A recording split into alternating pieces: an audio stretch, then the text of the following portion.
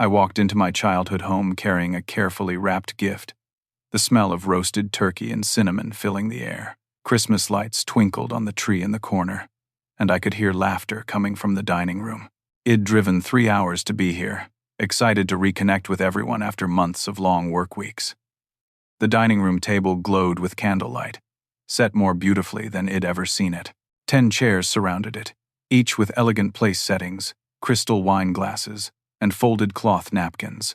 My mother looked up from arranging a centerpiece and said flatly, "Eddie, you can eat in the car." I froze, certain I'd misheard.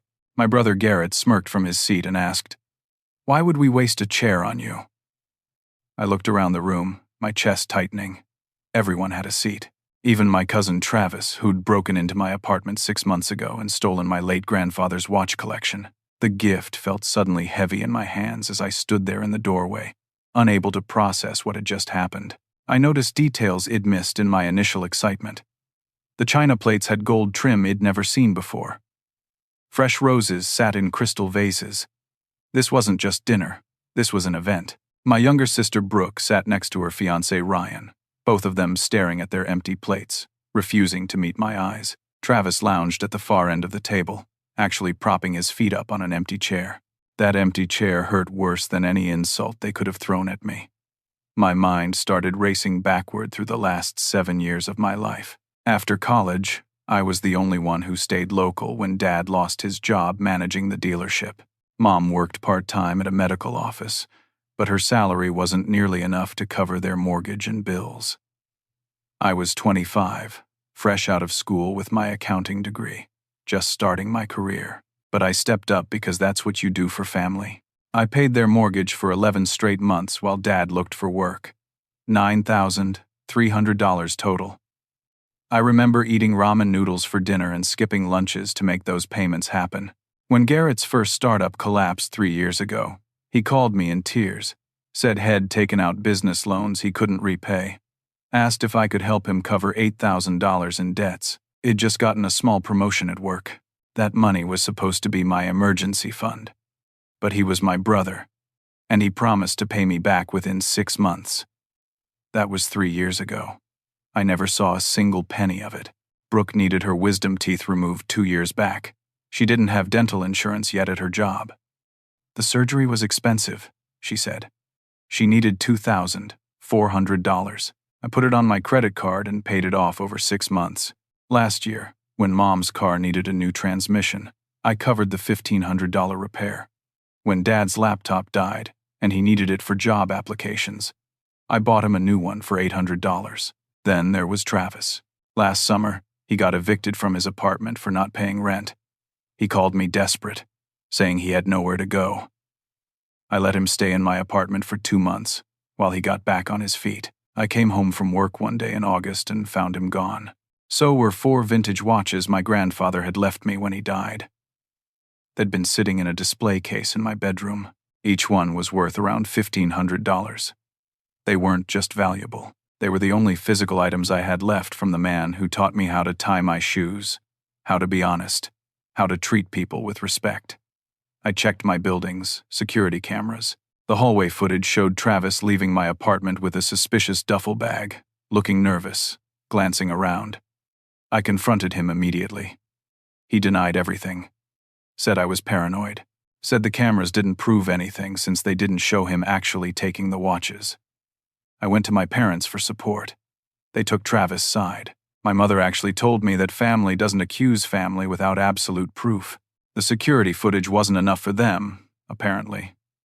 They accused me of causing drama and trying to tear the family apart over material possessions. Standing here now in the doorway, I asked quietly, "Why isn't there a seat for me?" My father, sitting at the head of the table in a new sweater I'd never seen him wear, finally looked at me. "We need to talk about your attitude, son." My attitude? It'd been nothing but supportive for 7 years. It'd sacrificed vacations, new clothes, a better car, all to help them. Mom chimed in while adjusting a fork that was already perfectly straight. "You've been distant lately, Eddie. Judgmental. This family needs positivity, especially at Christmas. Distant." That word hit me like a slap. Id called them every single Sunday for years. Id driven 3 hours each way countless times to help them move furniture, fix their roof, repair fences, install appliances. The only thing that changed was 2 months ago when I finally had to say no. Garrett had called asking for $3,000 to invest in cryptocurrency. Id maxed out my credit card helping Brooke with her surgery bills. I literally couldn't help him. I explained this as gently as I could. He hung up on me. Nobody in the family had called me since, except for the text 2 days ago saying Christmas dinner was mandatory. Garrett stood up from his chair, that smirk still plastered across his face.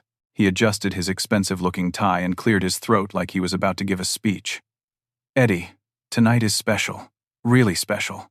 My new tech startup just secured venture capital funding. Serious money. I'm about to be worth millions. He paused for effect, looking around the table at everyone except me. This whole dinner is a celebration of my success. And you? You're just an accountant making, what, $70,000 a year? Hello, I'm delighted to assist you with our voice services. Choose a voice that resonates with you, and let's begin our creative audio journey together. He raised his wine glass in a mock toast toward me. I forced my voice to stay steady, even though rage was building inside my chest like a wildfire. Garrett, I lent you $8,000 3 years ago. You told me your startup failed and you were desperate. Which startup was that? Garrett waved his hand dismissively, like I was bringing up something trivial. That old thing. Water under the bridge, man. Ancient history. So you can pay me back now that you have all this venture capital funding. The room went quiet. The only sound was the soft Christmas music playing from a speaker in the kitchen. Garrett's smile faded just slightly. It's all tied up in the business. Eddie, you know how investments work. Don't be petty about it. Petty. He just called me petty for asking about $8,000 had borrowed and never repaid. I turned to face my mother. You said him distant. I called you 4 times last month.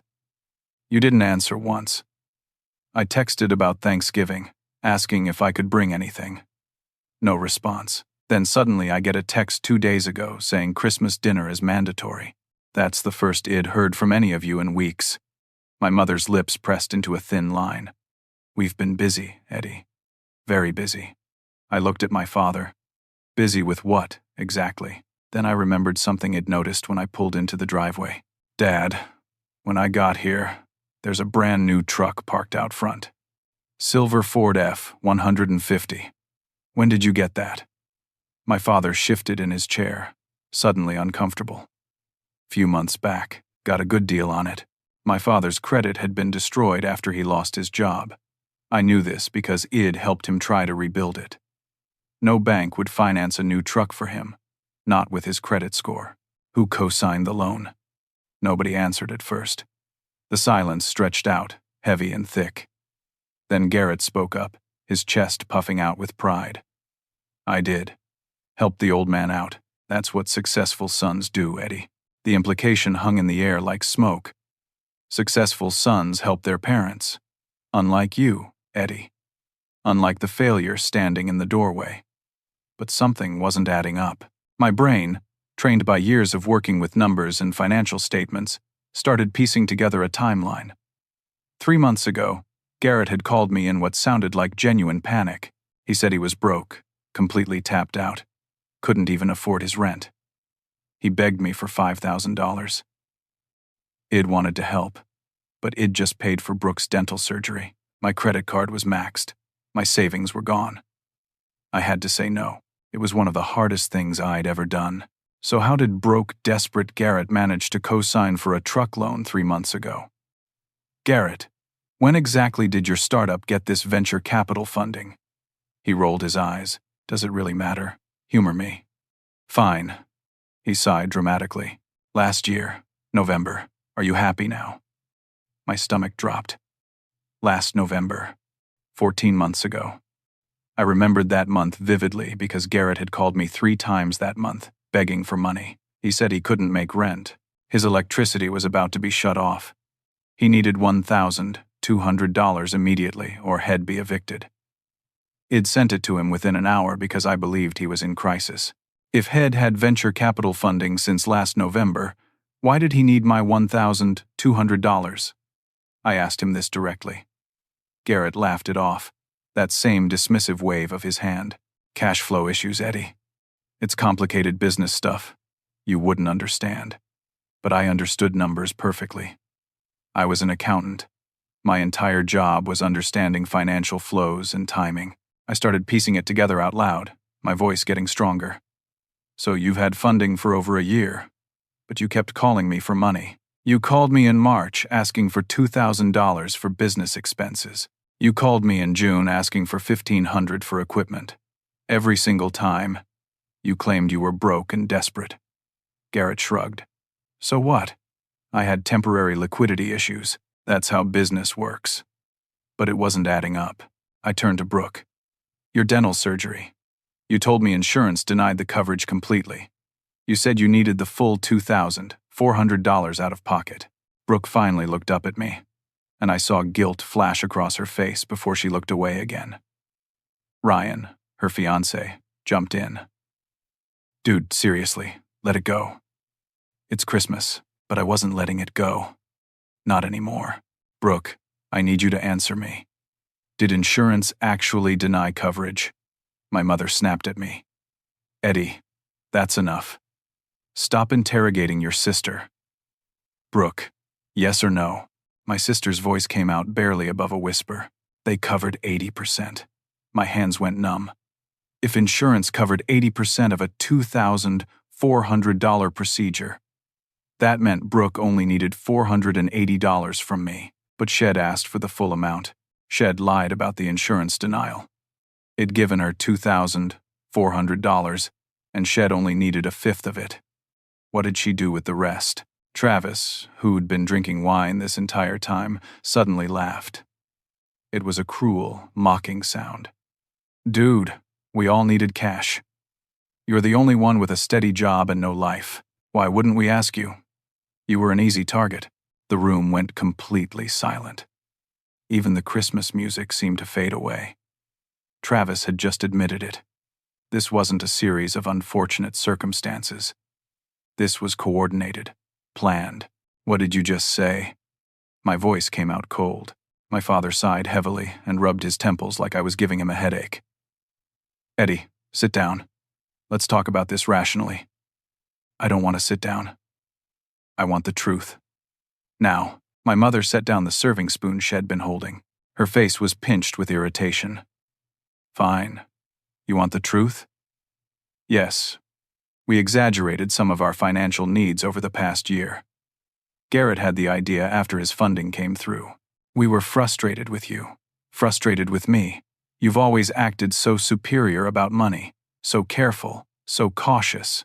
Always judging how other people spend. We wanted to see if you'd actually help family without questioning everything. We wanted to see if you'd be generous without making us feel like we owed you something. My head was spinning. So this was a test.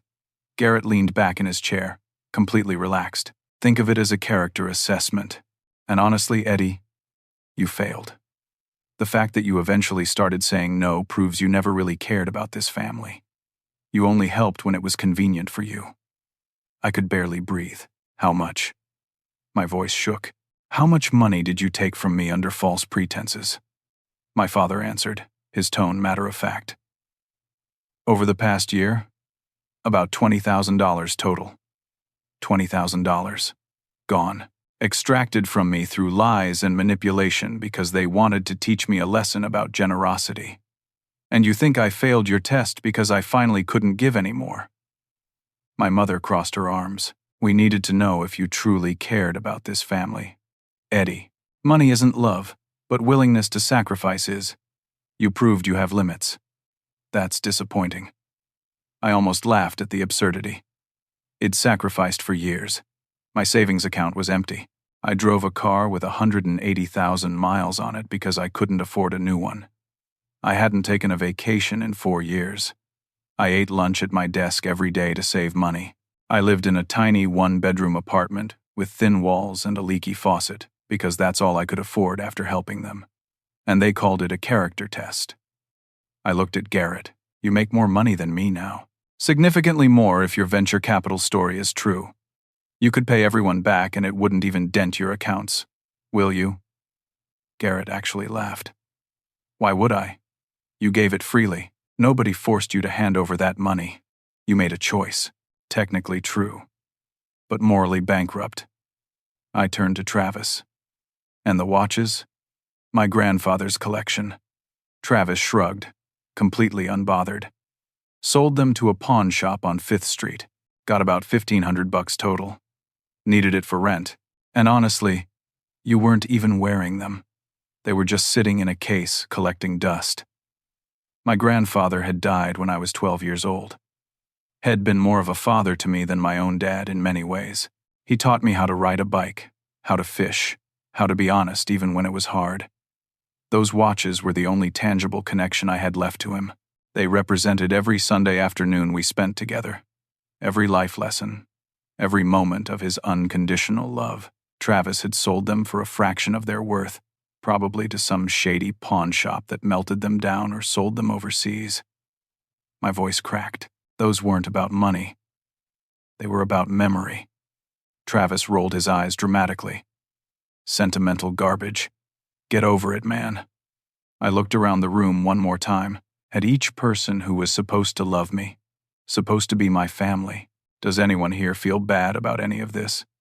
I waited. I genuinely waited for someone to show even a hint of remorse. My father sat stern and unapologetic, his jaw set. My mother stood defensive, arms still crossed, her face hard. Garrett looked amused and superior, like this was all entertainment to him. Travis was bored, actually picking at his teeth with his fingernail. Brooke looked uncomfortable but stayed silent, her loyalty clearly with everyone else in the room. Ryan, her fiancé, was smirking. Not one person apologized. Not one person showed remorse. Not one person acknowledged they'd done anything wrong. Something inside me broke. Not my heart exactly. Something deeper. My faith in family. My belief that blood meant loyalty. My assumption that love was real here. I nodded slowly, more to myself than to them. Okay. I understand now. My mother's face relaxed slightly, apparently relieved. Good. So you'll stop being dramatic and just go eat in the car like we asked? No. I walked calmly to the dining room table, set the wrapped gift down directly in front of Garrett. The paper crinkled softly. Garrett reached for it eagerly, like a child on Christmas morning. Finally. What'd you get me? Hopefully something decent for once. Open it after I leave. He frowned, his hand stopping halfway to the gift. Why? You scared I won't like it? I ignored him, pulled out my phone, opened my banking app, pulled up my checking account balance, held the screen up so my father could see it clearly. See this? $0.43. That's my entire checking account. You took everything. Every penny it saved. I can't even afford to fix my car's heater. It's been broken for 2 weeks. I've been driving to work in the freezing cold because I don't have money for the repair. My father's expression didn't change. That's not our fault. You chose to help us. Nobody put a gun to your head. You're right. I chose. I chose because I thought family meant something. I chose because I believed you actually needed help. I chose because I loved you. I paused. And now, I'm choosing something else. My mother's eyes narrowed suspiciously. Choosing what? Check under Garrett's plate. My mother hesitated, then reached forward and lifted the expensive china plate with the gold trim. Underneath it was a white envelope. She picked it up, her fingers trembling slightly. She opened it and pulled out several folded papers. Her face went pale as she read. What is it? My father stood up, walked over, took the papers from her. I answered before he could finish reading. Legal documents. I visited a lawyer 2 weeks ago. Those are cease and desist letters for financial harassment, and formal notices that I'm pursuing legal action for fraud and theft. The room erupted. You can't be serious, Garrett said, but his voice had lost its confidence. The $20,000 you extracted through lies is legally actionable fraud. The watches Travis stole constitute felony theft. I have bank records, text messages, a detailed timeline with dates and amounts. My lawyer is filing in civil court the day after Christmas. My father's face turned red. You'd sue your own family? What kind of son does that? I looked him straight in the eye. The kind who's done being used. My mother rushed forward, her voice suddenly desperate. Eddie, wait. We can talk about this. Let's be rational. Let's sit down and work this out. But she hadn't wanted to be rational when she told me to eat in the car. She hadn't wanted to work things out when she sided with Travis over the stolen watches. There's nothing to talk about. You all made your choices. Now you get to live with mine. Garrett appeared behind our mother, his earlier swagger completely gone. You're bluffing. No lawyer would take this case. It's family drama. Courts don't care. I pulled a business card from my wallet, tossed it onto the table. It landed face up next to the flower centerpiece. Catherine Patterson, attorney at law. Patterson and Wells Legal Group. Garrett picked it up, and I watched his confidence crack. Catherine Patterson is handling my case personally. She thinks I have an excellent case, especially the fraud component. Lying to obtain money is a crime, Garrett. Even when it's family. Brooke finally spoke, her voice shaking. Eddie, please. I'm getting married in 4 months. I can't deal with legal drama right now. This will ruin everything. I looked at my baby sister. The girl Id protected from bullies in middle school. The girl Id helped with her homework. The girl Id paid for when she couldn't afford her dental surgery. You should have thought about that before lying to me about insurance coverage. Ryan, trying to be the tough, protective fiancé, stepped forward. Man, you need to chill. It's Christmas. Have some perspective. It was Christmas. Now it's just Thursday. I turned and walked toward the front door. The Christmas tree lights blinked red and green in my peripheral vision. The air smelled like cinnamon and betrayal. My father's voice boomed behind me. If you walk out that door with this threat hanging over us, you're no longer part of this family. I stopped, turned around slowly, looked at the man who'd taught me how to throw a baseball, how to change a tire, how to be strong. I stopped being part of this family the moment you decided my worth was measured by my usefulness. I opened the door. Cold December air rushed in, carrying the scent of snow. I stepped outside and the door closed behind me with a soft click. My breath came out in visible clouds in the freezing air. I'd forgotten my coat inside, but I wasn't going back for it. The cold felt good. Sharp. Real. More real than anything that had just happened in that dining room.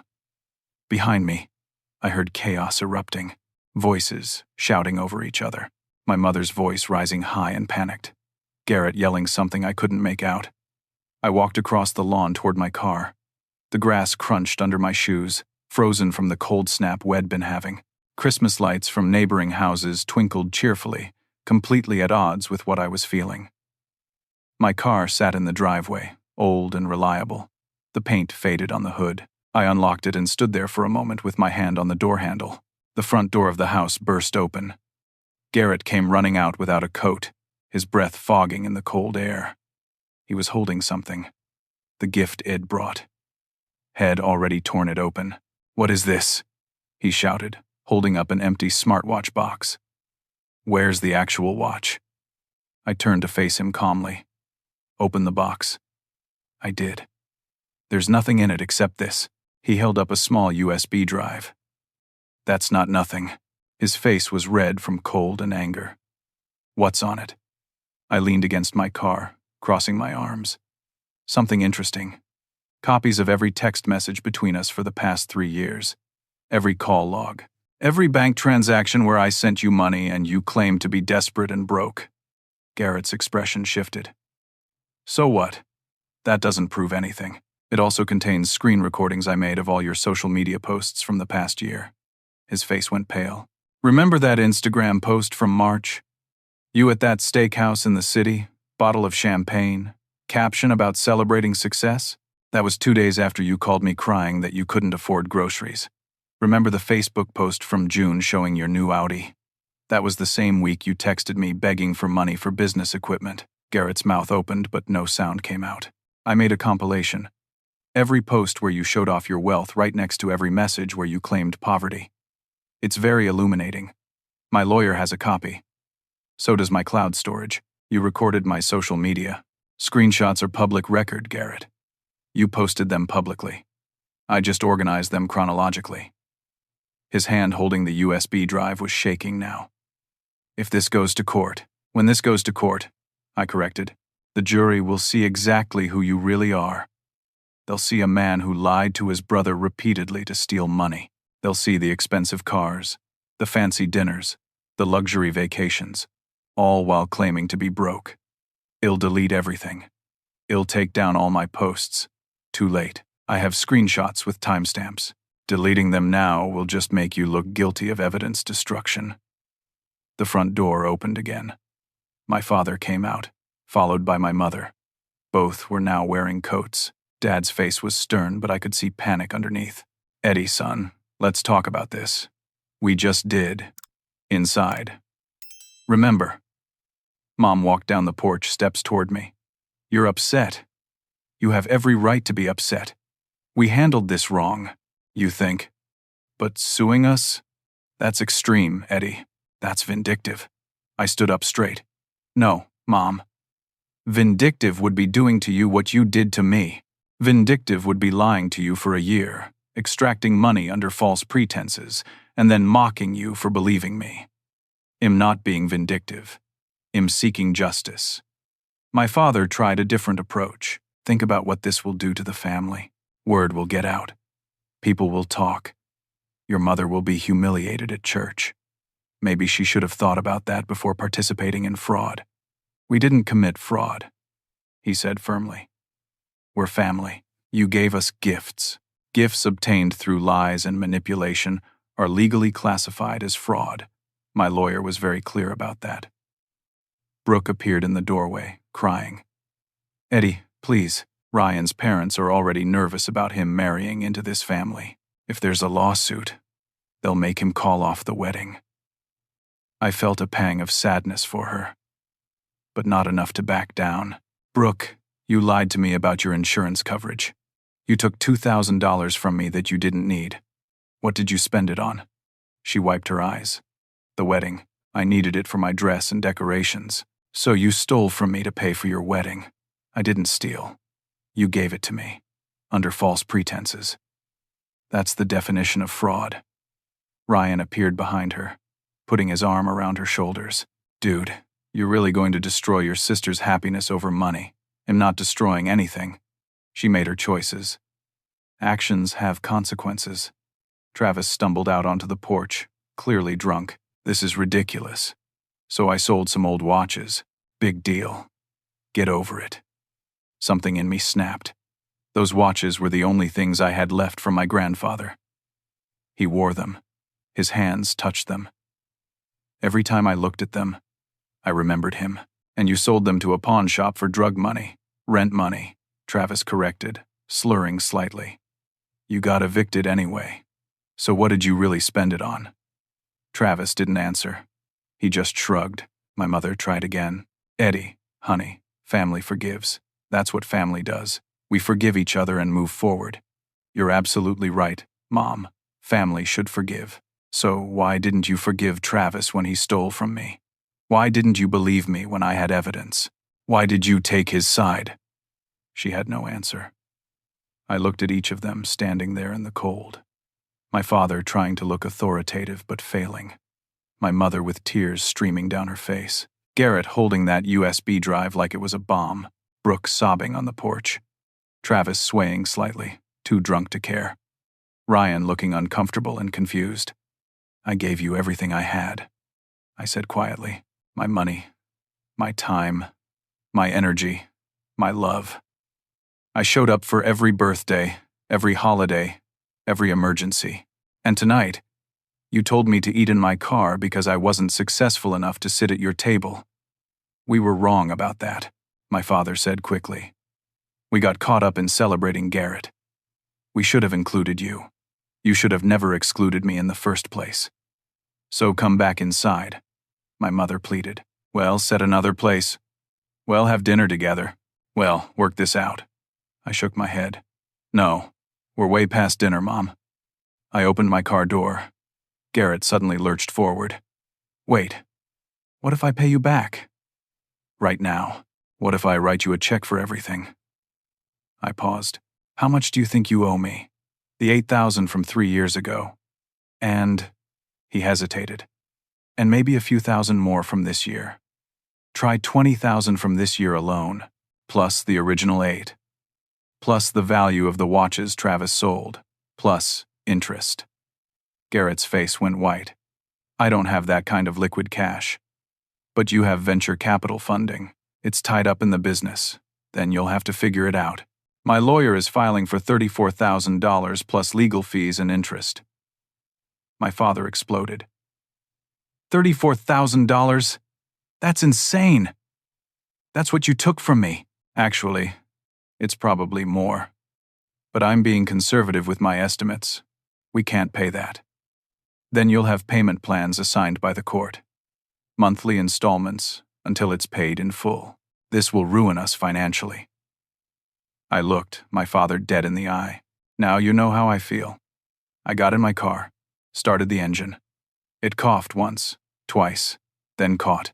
Through the windshield, I watched them all standing there in various states of distress. Part of me wanted to feel guilty. That's what they were counting on. They knew me. They knew I hated conflict, hated causing pain, but I was done protecting their feelings at the expense of my own dignity. I put the car in reverse and backed out of the driveway.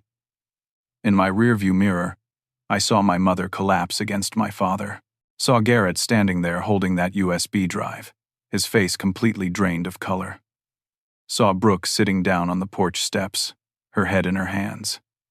I drove away from my childhood home and didn't look back. I drove for 20 minutes before I realized I had no idea where I was going. My hands were shaking on the steering wheel. My heart was pounding so hard I could feel it in my throat. It'd just blown up my entire family. There was no going back from this. I pulled into a 24-hour diner on the edge of town. The parking lot was mostly empty except for a few cars belonging to the night shift workers inside. The neon sign buzzed and flickered, casting pink and blue light across the pavement. Inside, the diner smelled like coffee and fried food. A waitress who looked exhausted waved me toward any open booth. I slid into one by the window, as far from other people as possible. Coffee, she asked. Please. And a slice of whatever pie you have. She brought me both without comment. The coffee was hot and bitter. The pie was cherry, and I ate it mechanically without really tasting it. My phone had been buzzing non-stop in my pocket. I finally pulled it out and looked at the screen. 37 missed calls, 61 text messages. I scrolled through them, my stomach churning. From Mom, please come back inside. We can fix this. From Mom again. Eddie, answer your phone. From Mom. 20 minutes later. How dare you threaten us on Christmas? From Dad. You're making a huge mistake, son. From Dad. This isn't how I raised you. From Dad. Call me immediately. From Garrett. I'll pay you back. Just drop the legal threat. From Garrett. You're destroying my business relationships with this drama. From Garrett. Fine. Don't respond. But you'll regret this. From Brooke. You're ruining my wedding. Everyone will be talking about this. From Brooke. I can't believe you'd do this to me. From Brooke. Ryan's parents are already asking questions. Thanks a lot. Even Travis had texted. Bro, seriously? It's not that deep. I set the phone face down on the table and drank more coffee. A text came through from a number I didn't recognize. Eddie, it's Aunt Denise. Your mom called me crying. What happened? Aunt Denise was my mother's older sister. She lived 2 states away in Colorado. I'd always liked her. She was straightforward, didn't tolerate nonsense, and had a way of seeing through people's excuses. I picked up my phone and typed out the entire story. Every detail. The exclusion from dinner. The confession about the money. The stolen watches. The legal documents. All of it. I hit send and waited. 3 minutes later, my phone rang. Aunt Denise, I answered. Hello. Oh, Eddie. Her voice was thick with emotion. I'm so sorry. I'm so incredibly sorry. Those words hit me harder than I expected. Someone believing me. Someone validating my pain. You believe me. My voice cracked. Of course I believe you. And am furious. This is exactly the kind of thing your mother and Garrett would do. What do you mean? She sighed. This isn't the first time they've pulled something like this, honey. 5 years ago, they convinced my ex-husband to invest $12,000 in one of Garrett's business ventures, promised him huge returns. The whole thing collapsed within 6 months. He lost everything he put in. I sat up straighter. I never knew that. They made sure you didn't. When my ex asked for his money back, your mother and Garrett blamed him, said he didn't believe in Garrett enough, didn't support the vision, gave up too early. It caused massive problems in my marriage. We ended up divorcing for other reasons, but that situation certainly didn't help. Did he ever get his money back? Not a penny. And your family hasn't spoken to him since, even though he and I stayed friendly after the divorce. They completely cut him off rather than take responsibility. My hands tightened around my coffee cup. This was a pattern. They'd done this before. I wasn't the first person they'd used and discarded. Eddie, listen to me. You did the right thing. I know it feels terrible right now, but you set a boundary. You stood up for yourself. That takes courage. It doesn't feel like courage. It feels like I just destroyed my family. You didn't destroy anything. They did. Years ago. You're just finally refusing to pretend everything is okay. We talked for another 20 minutes. She told me stories I'd never heard. Times my mother had borrowed money and never paid it back. Times Garrett had lied to relatives about business opportunities. Times my father had enabled all of it by making excuses. When we finally hung up, I felt less alone, but also more sad. The family I thought I had never really existed. It was a performance, and I'd been the only one who didn't know I was acting. My phone buzzed again. Another unknown number. Eddie, this is Alexis, Garrett's girlfriend. Can we talk? I stared at the message, confused. Why would Garrett's girlfriend be contacting me? I typed back. About what? About tonight. About what I saw. Please. It's important. I gave her the address of the diner. She said she'd be there in 15 minutes. She walked in 12 minutes later. I recognized her from a family barbecue last summer. Tall, with dark hair pulled back in a ponytail, wearing jeans and a sweater. She looked shaken. She slid into the booth across from me. Thank you for meeting me. What's this about? She took a breath. I broke up with Garrett tonight. I blinked. Because of what happened at dinner. Partially. But also because of what happened after you left. She pulled out her phone. Can I show you something? She turned the screen toward me. It was a screenshot of text messages between her and Garrett from last week. Garrett, Eddie's going to be at Christmas. Need to make sure he understands his place.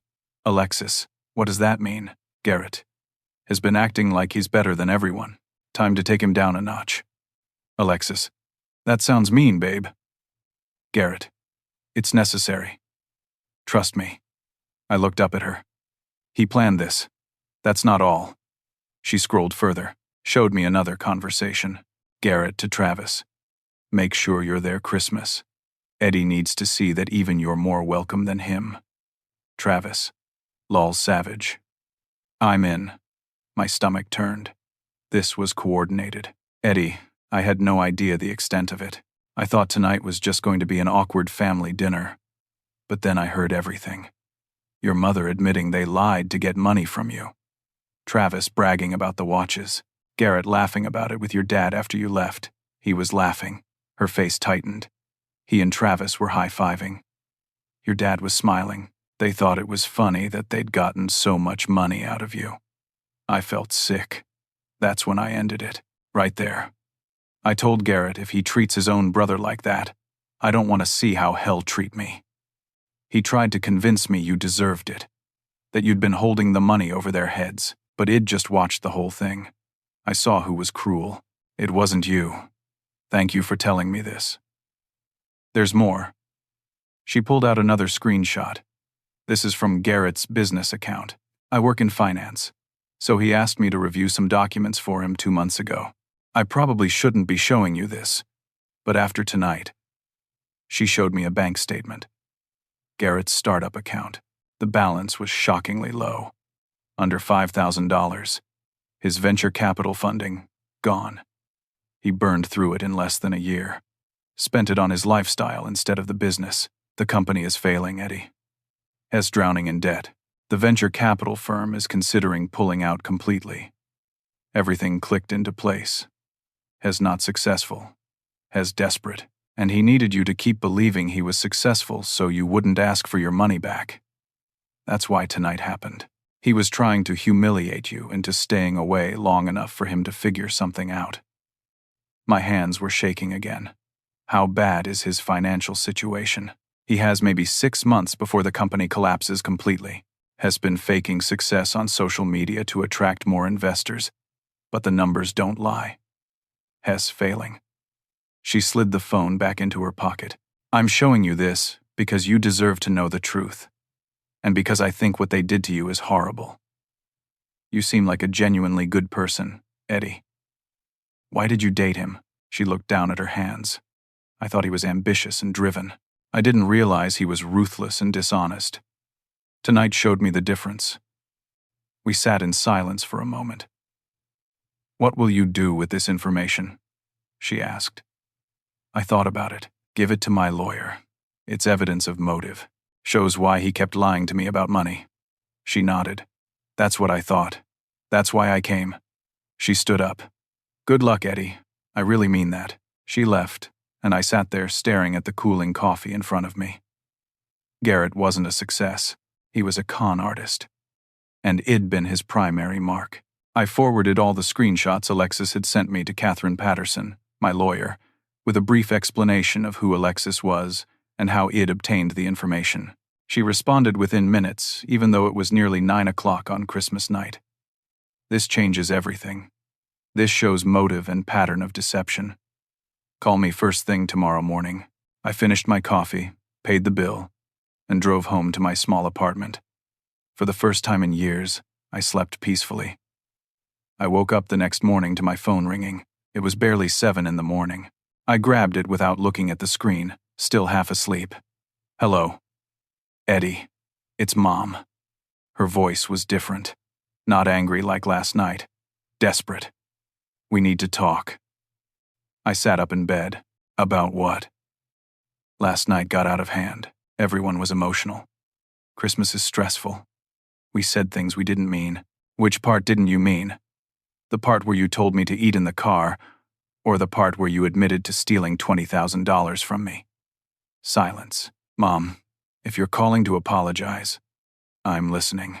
But if you're calling to make excuses, I'm hanging up. I'm apologizing. We're all sorry. Your father, Garrett, Brooke, everyone. We handled this badly. Did Garrett tell you about what was under his plate? The legal papers? Yes, Eddie. You can't actually be serious about suing us. I'm completely serious. But we're family. Family doesn't steal from each other. We didn't steal. We borrowed. Borrowing implies you intended to pay it back.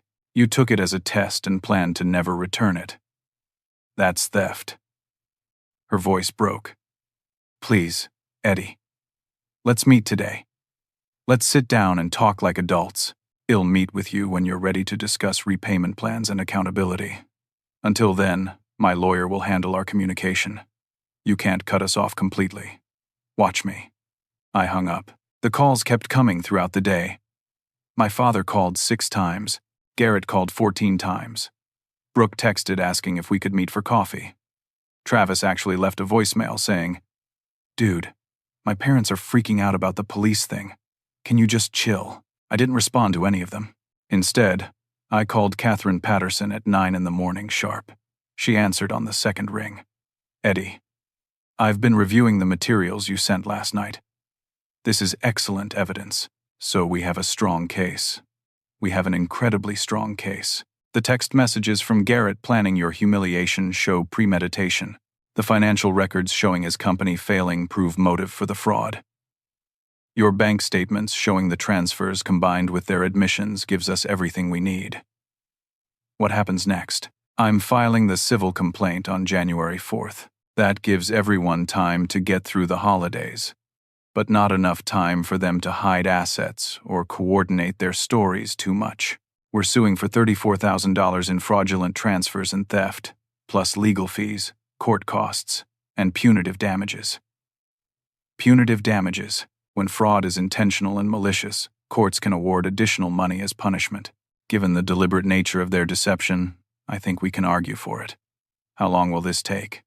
Civil cases can take 6 months to a year, but I'm guessing they'll want to settle before we get to trial.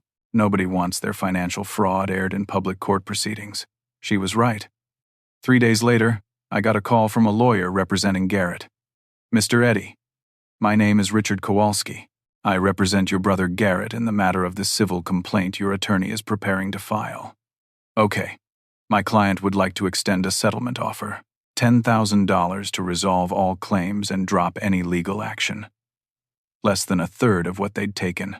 No.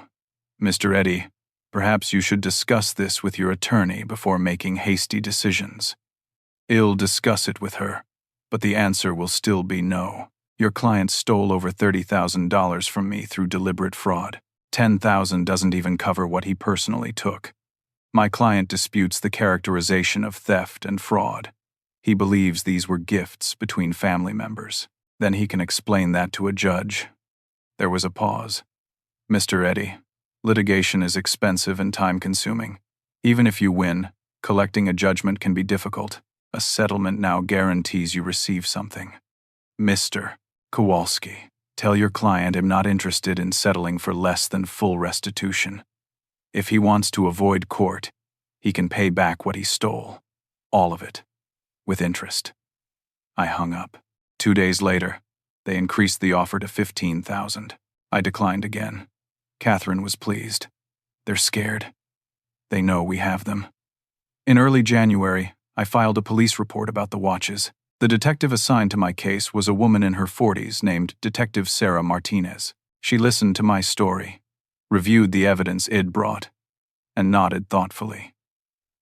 These are vintage watches, correct? Yes. My grandfather's collection.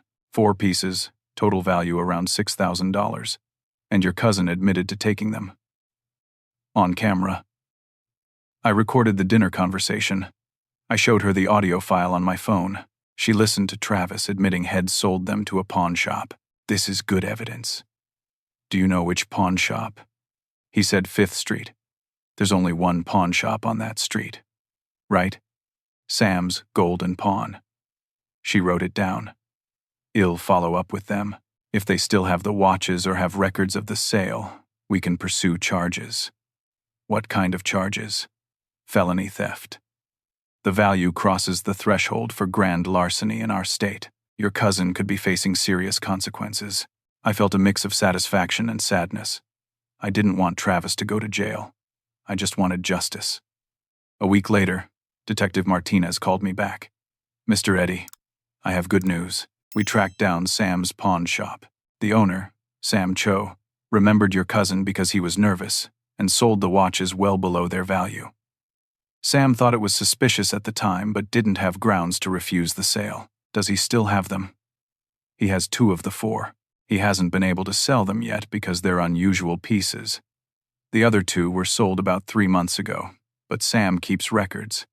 We have the names of the buyers and we're attempting to recover those as well. My heart jumped. I might get them back. At least 2 of them. Yes. The pawn shop is cooperating fully. We also have security camera footage of your cousin selling the watches. Between that and his recorded admission, we have everything we need for charges. What happens now? I'm forwarding the case to the district attorney. They'll review it and decide whether to file charges. Given the evidence, I expect they will. Your cousin should expect to be contacted by our office in the next few weeks. I thanked her and hung up, feeling something I hadn't felt in months. Hope. 2 weeks after Christmas, Aunt Denise called me again. Eddy, I've been making some calls, talking to family members you might not have heard from. What did they say? Most of them are appalled. Your Uncle Pete, your dad's brother, wants to talk to you. He says he had no idea this was happening, and if had known, he would have intervened. Uncle Pete was 83 years old, a retired veteran who'd always been kind to me. He was my grandfather's younger brother. Could you give him my number? Already did. He'll probably call you today. Sure enough, 3 hours later, my phone rang. Eddie, it's Uncle Pete. His voice was gruff but warm, exactly as I remembered. Uncle Pete, it's good to hear from you. Wish it was under better circumstances, son. Denise told me what happened. I'm sick about it. Your grandfather would be rolling in his grave. I've been thinking about him a lot lately. Those watches Travis stole. Those were your grandfather's pride and joy. He wore a different one each day of the week, wound them every morning with his coffee. I remember. I have pictures of all 4 watches. Detailed photographs from when your grandfather first acquired them. Professional appraisals, too. If you need them for the police investigation or the insurance claim, they're yours. Uncle Pete, that would be incredibly helpful. Eddie, your grandfather taught you those watches weren't just metal and gears. They represented something bigger. Integrity, honesty, keeping your word. You're fighting for those principles right now. Don't back down. His words made my eyes water. Thank you. Also, I want you to come visit me next month. Well, have dinner. Just you and me. I want to hear your side of everything without the family drama machine spinning it. It'd like that. After we hung up, I sat on my couch and cried for the first time since this whole mess started. Not from sadness, from relief. Some people believed me. Some people saw the truth. I wasn't crazy. I wasn't being vindictive. I was just done being used. On January 4th, Catherine Patterson filed the civil lawsuit in county court. She emailed me a copy of the complaint. Reading it felt surreal. My family's names listed as defendants. The detailed accounting of every fraudulent transaction. The legal language describing theft, fraud, breach of trust. This was really happening. Within 48 hours, they'd all been served with the legal papers. My phone exploded with messages. Hello. I'm delighted to assist you with our voice services. Choose a voice that resonates with you, and let's begin our creative audio journey together. You were parentified, she said. Forced to take on adult responsibilities and emotional labor before you were ready. That creates a pattern where you believe your worth is tied to what you can provide for others. Is that why I kept giving them money even when I couldn't afford it?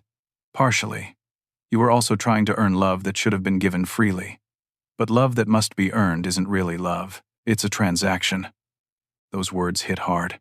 Over the next several weeks, we worked on helping me understand the difference between being generous and being exploited, between being loving and being used.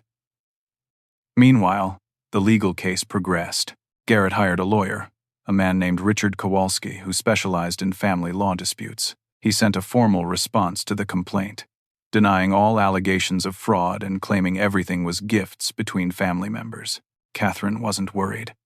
That defense falls apart the moment we introduce the evidence of their admissions. They literally confessed to lying to obtain money. No jury will see that as a gift. In February, we had depositions scheduled. That meant everyone would have to sit in a room and answer questions under oath. The day before Garrett's deposition, his lawyer called Catherine with a new settlement offer.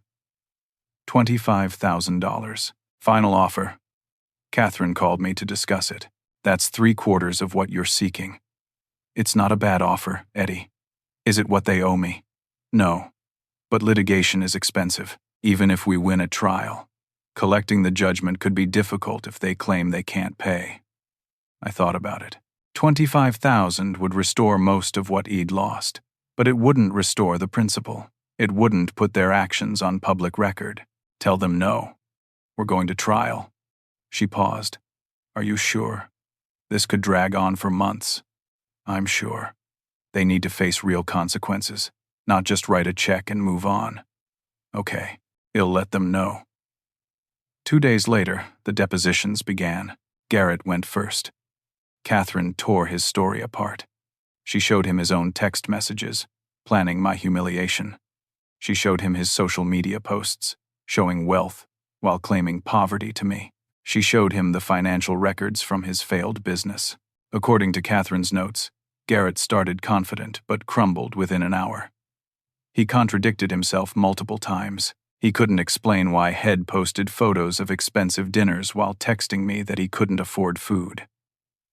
My mother's deposition was next. She tried to claim they'd only exaggerated their needs slightly, that Id misunderstood the extent of their requests. Catherine showed her the bank records, the exact amounts, the specific lies told with each transaction. My mother had no good answers. My father's deposition lasted 3 hours. He tried to maintain that as the patriarch of the family had done nothing wrong, that I was being disrespectful by questioning their financial decisions.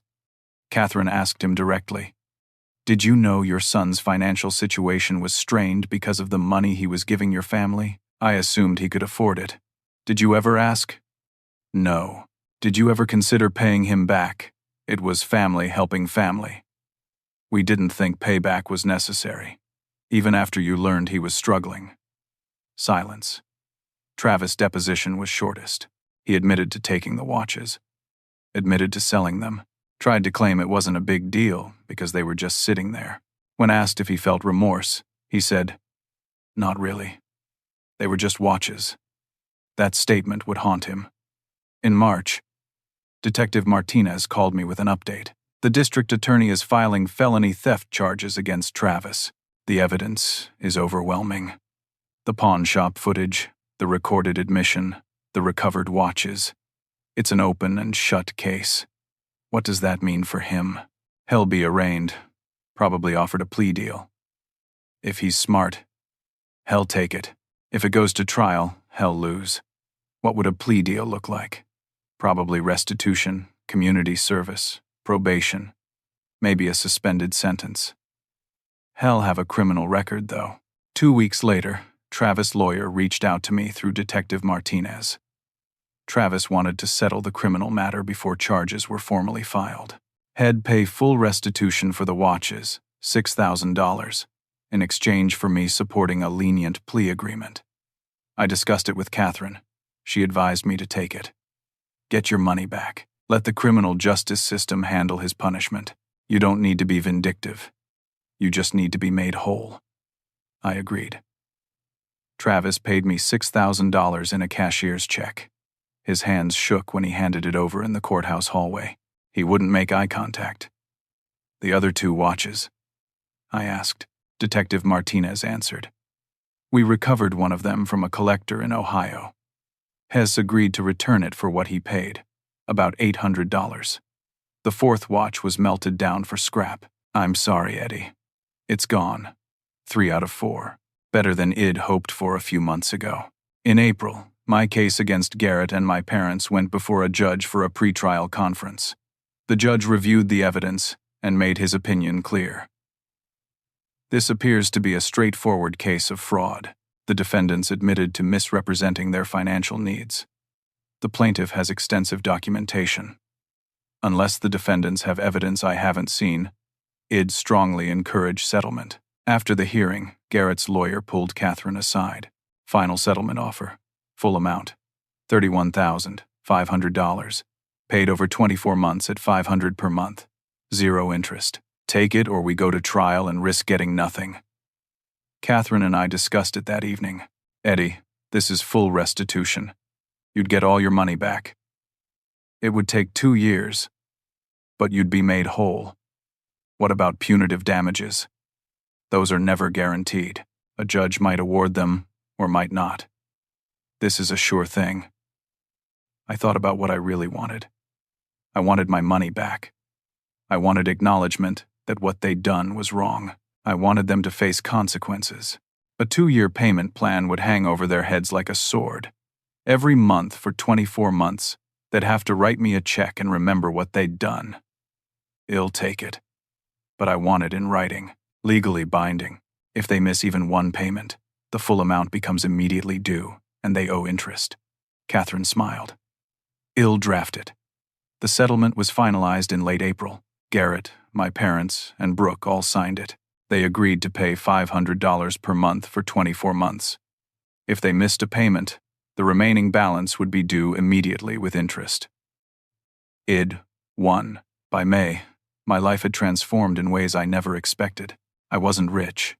I wasn't even financially comfortable yet. but I had something more valuable: peace. The first settlement payment arrived on May 1st. $500. Exactly as agreed. Garrett's signature on the check. I deposited it and felt nothing. No satisfaction, no anger. Just acknowledgement that justice had been served. My therapy sessions with Dr. Chen continued. We worked through years of conditioning that had taught me my worth was tied to my usefulness. You spent your 20s believing you had to earn love, she said in one session. Now you're learning that real love doesn't require payment. It also started dating. Her name was Jenna, and I'd met her through a friend from work. She was an elementary school teacher, kind and patient, with a laugh that made me smile even on hard days. On our third date, I told her about my family situation, the lawsuit, the stolen money, all of it. She listened without judgment. That must have been so painful, she said quietly. It was, but I'm better now. You stood up for yourself. That's brave. Nobody in my family had ever called me brave. In June, something unexpected happened. Brooke called me. Eddie, can we meet for coffee? Just the two of us. No drama. I was hesitant, but I agreed. We met at a cafe downtown. Brooke looked different, thinner, tired, but also somehow more present than I'd seen her in years. I've been seeing a therapist, she said after we sat down, trying to understand what happened, why I participated in hurting you. I waited, didn't interrupt. I grew up watching Mom and Dad treat Garrett like he could do no wrong. You were the responsible one, the boring one, the one who'd always be there, so they didn't need to appreciate you. I fell into that pattern without even thinking about it. And now I see how wrong it was, how cruel. Eddie, I'm so sorry. Not because I'm afraid of the lawsuit or because Ryan left me, because I genuinely understand now that I hurt you. Badly. Ryan left you. She nodded. 2 weeks after Christmas, he said he couldn't marry into a family that treats each other like we treated you. His parents agreed. I'm sorry. Don't be. He was right. I was marrying him partially to escape this family. He saw that. He deserved better. We sat in silence for a moment. I paid you back $2,000 already. It's in the settlement. But I want you to know it's not just about the money. I want to be better. I'm working on it. That means something, Brooke. Can we rebuild? Eventually. I'm not asking for instant forgiveness. I'm asking if there's hope for us. I thought about it. Maybe. If you're willing to do the work. If you're willing to be honest and accountable. Then yeah, maybe we can rebuild something. Her eyes filled with tears. Thank you. My parents were slower to come around. My mother tried a few times to call and guilt me into dropping the settlement payments. My father sent me a stiff email saying he hoped I was happy with destroying the family. But Uncle Pete stayed in touch. We had dinner once a month. He'd tell me stories about my grandfather, about the kind of man he'd been. He reminded me that integrity mattered more than keeping peace. In July, Uncle Pete gave me an unexpected gift. A watch, not one of my grandfather's, but one of his own. I have too many of these things, he said gruffly. And you lost 2 of your grandfathers. Consider this a replacement. From someone who actually values you. I held the watch, feeling the weight of it. The sentiment behind it. Thank you, I whispered. By September, Travis had completed his community service and was on probation. His parents had apparently given him a harsh reality check. He was living with them again, working a minimum wage job, slowly paying off other debts. I hadn't spoken to him, didn't plan to. Some bridges, once burned, weren't worth rebuilding. Garrett's business officially collapsed in October. The venture capital firm pulled out completely. He had to file for bankruptcy. His social media went quiet. No more posts about success and wealth, just silence. I didn't feel victorious when I heard, just sad. Sad that Head built his entire identity on lies. Sad that Head lost everything chasing an image. My parents contacted me in November. They asked if we could meet. Said they'd been going to counseling. Wanted to try to repair things. I agreed to meet them at a neutral restaurant. Public place. Time limits. They looked older, worn down. My mother's hair had more gray. My father's shoulders seemed to slump. "We've been working with a therapist," my mother said, "trying to understand what went wrong, and—" My father spoke. "We took you for granted. We measured your worth by what you could provide instead of who you are. That was wrong. I treated you like a resource instead of a son." My mother added, "I'm sorry, Eddie. Truly sorry." They weren't asking for forgiveness. They were acknowledging harm. That was different. That was real. "I appreciate you saying that. Can we start over?" my father asked. Slowly, carefully. "Can we try to rebuild?" "Maybe. But trust is earned through actions, not words. You'll have to prove you've changed." They nodded. They understood. We started having monthly dinners, cautious, boundaried, careful. It wasn't the relationship we'd had before, but it was healthier. Honest. Christmas came around again, 1 year after the disaster. Uncle Pete invited me to his house, said he was having a small gathering. Just people who actually cared about me. I brought Jenna. Shed never met any of my extended family. Aunt Denise flew in from Colorado. Brooke came, bringing a new boyfriend who seemed genuine and kind. A few cousins Eid reconnected with. Uncle Pettis' neighbors, who'd become like family to him. The table was smaller than last year's elaborate setup at my parents' house, but it was full of laughter, warmth, genuine love. Uncle Pete stood up to give a toast. To family. Not the kind you're born with, but the kind you choose. The kind that shows up. Everyone raised their glasses.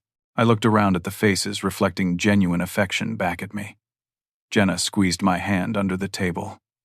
Brooke smiled at me from across the room. Aunt Denise winked. I glanced down at my wrist. One of my grandfather's recovered watches sat there, ticking steadily. A reminder of time moving forward. Of survival. Of resilience. I'd lost a lot over the past year. Money, relationships, my sense of belonging in my birth family.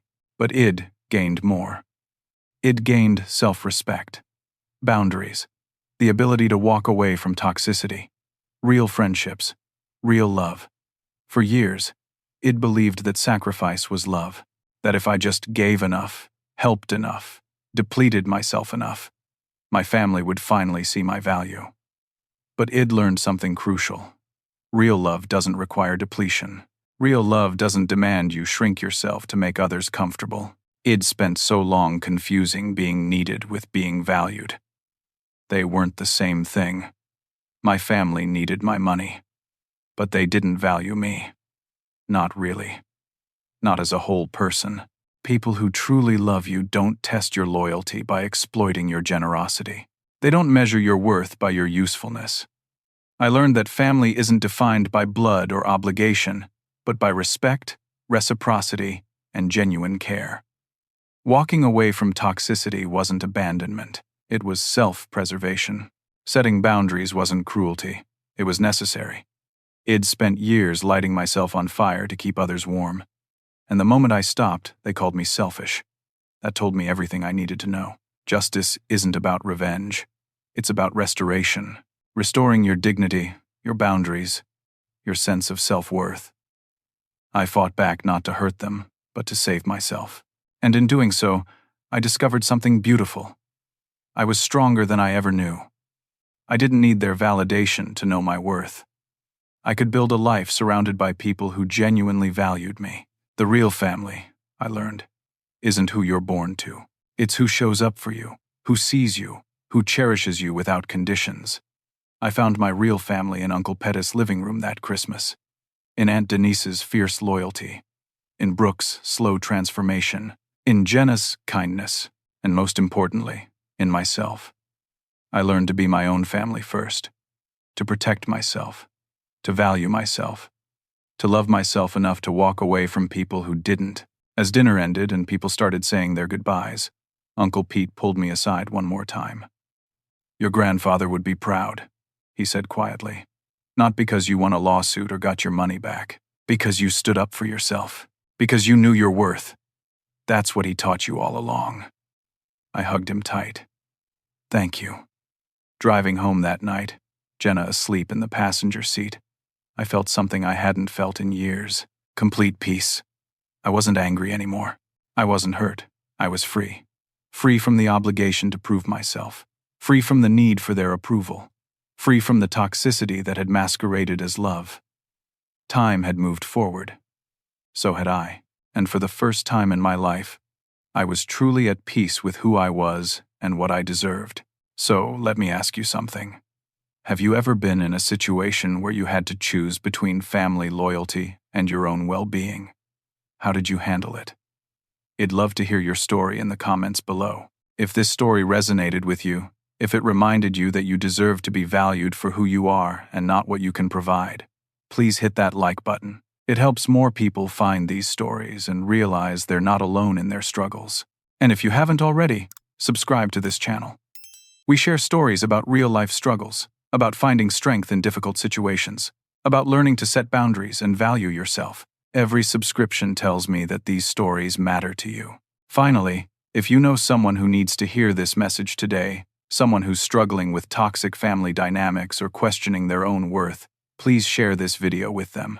Sometimes we all need a reminder that we deserve better, that walking away from toxicity is brave, not selfish. Thank you for listening to my story. Thank you for being here. I hope you find your own peace, your own strength, your own real family, whether that's the one you were born into or the one you build for yourself. Take care of yourselves. You're worth it.